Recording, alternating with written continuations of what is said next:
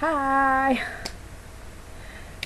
Hey guys, so like I said in my last video, I'm trying to do more vlogging and more specifically trying to give advice.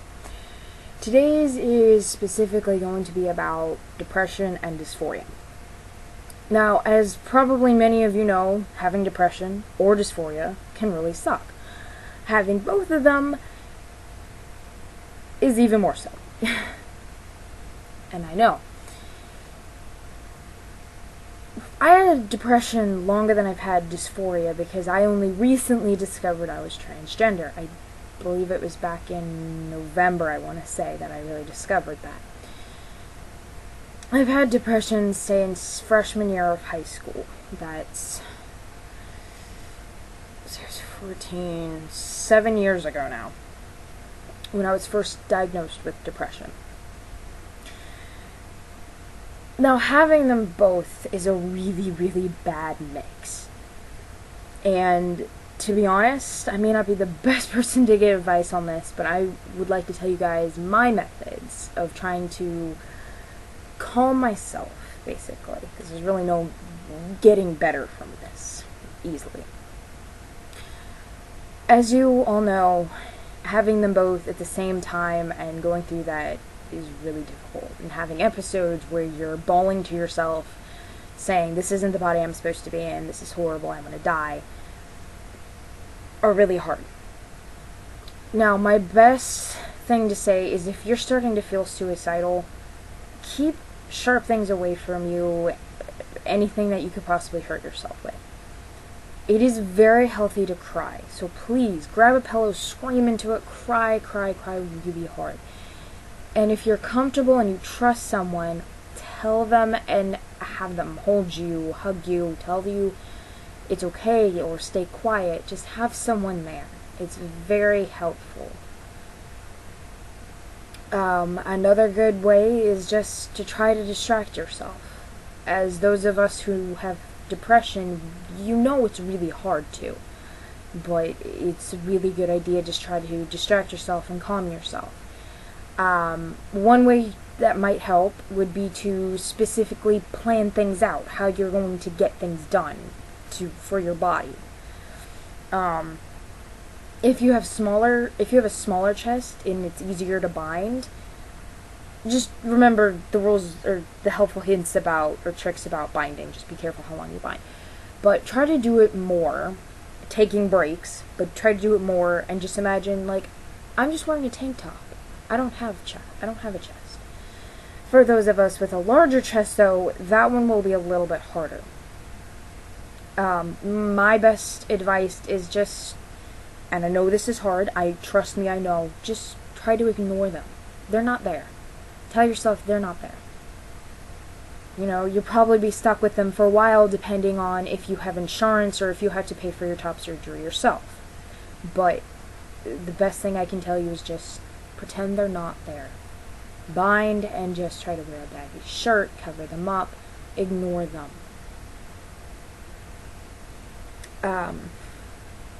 I personally won't be getting a top surgery or starting hormones till after I have kids. This is a personal decision talked about with my boyfriend. We discussed it and decided we would like to get married and have kids before I start. Now, I can tell you, half of me really wants to hurry up and just get it done, start hormones and everything. But I really do want to be a mother. And note, just because I'm a guy and just because you're a guy, you can still be a mother. Keep that in mind.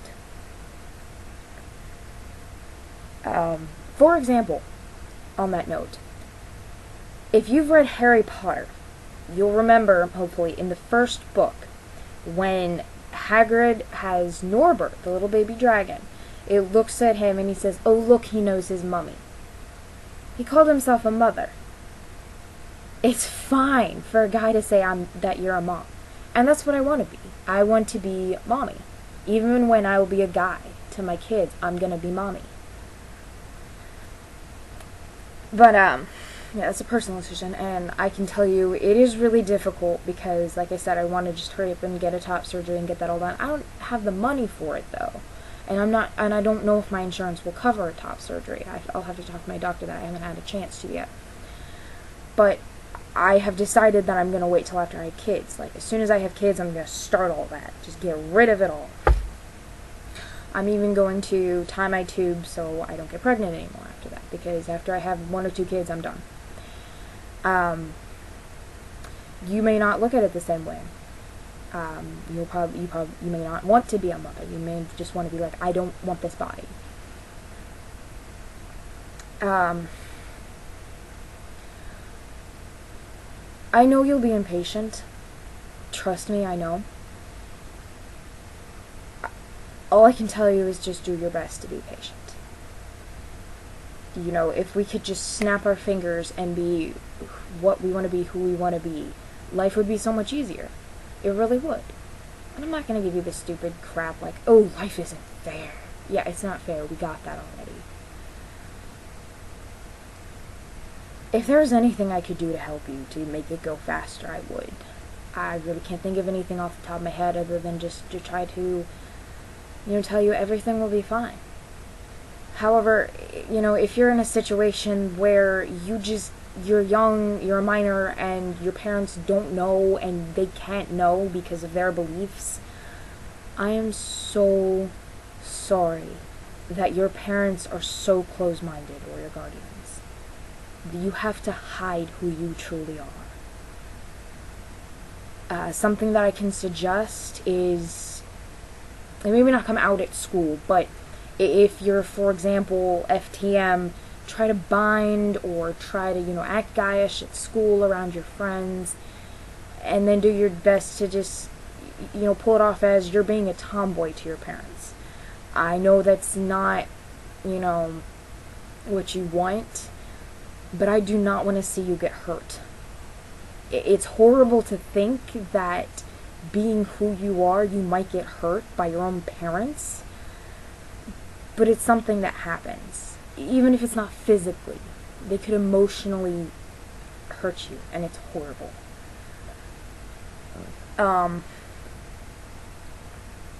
Yeah, basically the moral is, if you're having an episode of depression and dysphoria, please tell someone immediately. Even if you don't think you'll be suicidal, tell someone. Even if they can't do anything for you other than just try to calm you down, try to talk to you, try to distract you, please tell someone. For example, the other night, I had it really, really bad. I was just bawling into my boyfriend's arms. But I am so thankful that he was here. It happened once before that I was alone and I was feeling very both depressive and dysphoric, and I almost killed myself. I had a pair of scissors to my wrist. And I'm thankful now that I'm with my boyfriend that I can just be like, I need you. And usually he will immediately drop what he's doing and come over and hug me. And if he's at work, I know there's not much he can do other than talk to me until he gets home, but he's usually really good about that. The point is, please tell someone. If you don't trust your parents, tell a friend.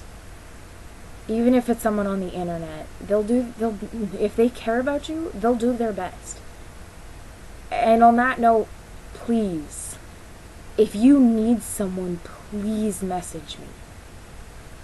I may be a complete stranger to you, but I am more than willing to give up my time to talk to you about this. You may have realized you were trans sooner than I have. I literally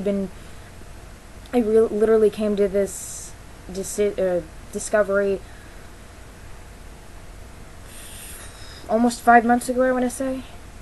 Yeah, I'm coming up on 5 months of being trans. I'm just coming to terms with different aspects of it day to day.